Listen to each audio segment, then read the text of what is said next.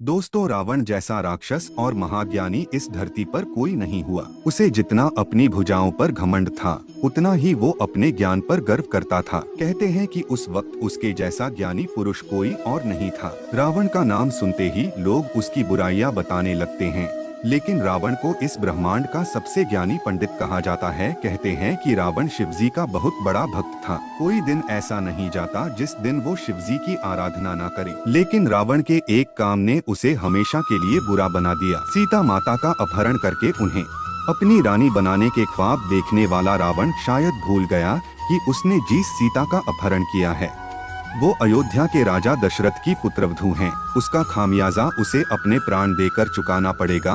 लेकिन दोस्तों, एक ज्ञानी पंडित होने की वजह से रावण ने प्राण त्यागते समय बहुत सारी अच्छी बातें भी बताई थी, जिनमें से उसने महिलाओं की 8 बुराइयों का वर्णन किया था। और आज हम आपको उन्हीं बुराइयों के बारे में बताएंगे। तो चलिए शुरू करते हैं। तो रावण ने माता सीता का अपहरण किया था। सब महल में वापस आते ही रावण की पत्नी ने रावण से कहा कि सीता पतिव्रता स्त्री है, आपको इस तरह किसी दूसरे की पत्नी को अपहरण करके नहीं लाना चाहिए था। इस पर रावण ने एक दोहा कहा था, नारी सुबह उस सत्य सब कहा ही अवगुण 8 सदा उड़ रहा ही साहस अनुरोध चपलता माया भय विवेक ऐस सोच दाया। इस दोहे में रावण ने स्त्री की 8 बुराइयों का वर्णन किया था। और जो पहली बुराई रावण के द्वारा बताई गई थी वो ये थी कि स्त्रियां साहसी होती है, लेकिन इस साहस का इस्तेमाल स्त्रियां एक अवगुण की तरह करती है। कहने का मतलब यह है कि कभी कभी वो साहसी होने के चक्कर में ऐसा कार्य कर जाती हैं जिससे उनके घर और परिवार को पछताना पड़ता है। साहस अगर दुस्साहस में बदल जाए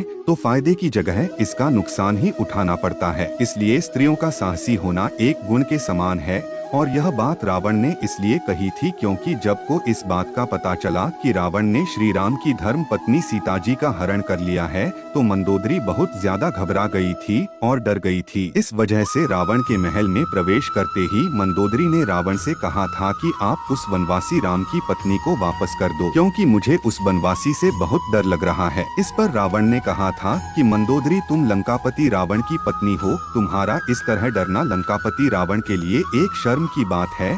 और किस बात से रावण ने औरतों के अंदर के साहस को एक अवगुण की तरह बताया था। दोस्तों, दूसरा रावण ने बताया था स्त्रियों के अंदर एक अजीब सा डर हमेशा बना रहता है। वैसे स्त्रियां निडर और साहसी होती है, लेकिन उनमें एक डर की भावना भी होती है और स्त्रियां अपने इस भय से बचने के लिए किसी भी हद तक जा सकती है। दोस्तों, रावण के अनुसार स्त्रियां बहुत ही कोमल स्वभाव की होती है। इस वजह से वो कभी कभी बिना वजह ही छोटी छोटी बातों पर डर जाती है और अपने इस डर से बचने के लिए वो किसी भी हद तक जा सकती है। स्त्रियां इस बहस से बचने के लिए कभी कभी वो काम तक करने को तैयार हो जाती है जो काम उन्हें कभी जीवन में नहीं करना चाहिए। और इस बहस से बचने के लिए स्त्रियां कभी कभी ऐसी मुसीबतों में फंस जाती है जहां से निकलना बहुत मुश्किल होता है और बाद में इन्हें इस चीज का पछतावा होता है। इन सब की वजह से इन स्त्रियों के साथ साथ इनके सगे संबंधियों को भी इस चीज का हर्जाना भुगतना पड़ता है। दोस्तों, आज की इस वीडियो में बस इतना ही। रावण के द्वारा बताए गए स्त्री के 8 अवगुण, जिसमें से 3 अवगुण इस वीडियो में बता दिया गया है। अगर आपको 5